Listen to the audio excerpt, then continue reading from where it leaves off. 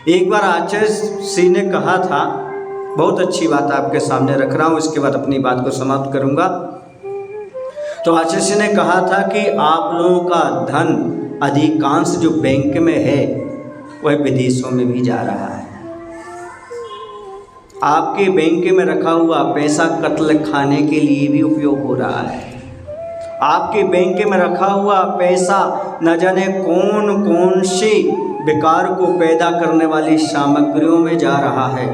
आप ये ना समझें आप इन सब से बचे हुए इन पापों से, जिसका भी पैसा बैंक में रखा हुआ है वो इन सब की पाप की अनुमोदना कर रहा है, उसे पाप लगेगा। इसलिए जैन समाज में या अहिंसक समाज में एक अहिंसा बैंक का निर्माण होना चाहिए, जिसका पैसा अहिंसक लोगों के पास जाए।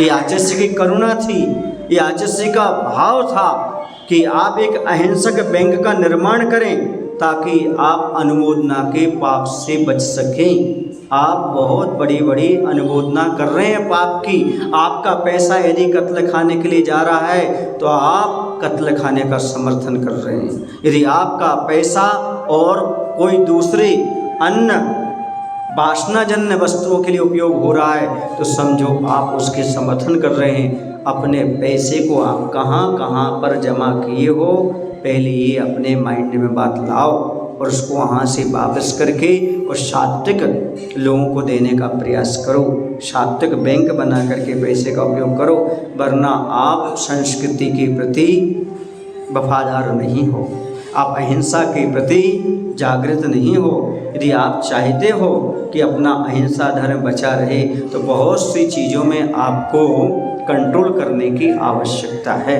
कुछ लोग कहते हैं, बुरा ना लगे तो मैं एक बात कह दूं आज, बहुत लोग कहते हैं महाराज जी हम पूजन करते हैं, हम अभिषेक करते हैं, हम दान देते हैं, हम औषधि दान भी देते हैं, ज्ञान दान भी करते हैं, मंदिर में भी हमारी प्रतिमाएं सब कुछ हैं, लेकिन एक बात समझ में नहीं आती, हमारे परिवार के लोग अस्वस्थ क्यों बने रहते हैं? इसलिए बने रहते हैं क्योंकि आपका जो पैसा बैंक में है वो कहाँ कहाँ जा रहा है, किस किस के उपयोग में आ रहा है, उन सब का छट्टा हिंसा जो हिंसा का पाप है वो आपको लग रहा है। इसके माध्यम से आप सारे के सारे अस्वस्थ होते चले जा रहे हो, इसकी ओर आप ध्यान ही नहीं दे रहे हो। इस बारे में आपको बहुत विचारणीय है, बहुत चिंतन करना है।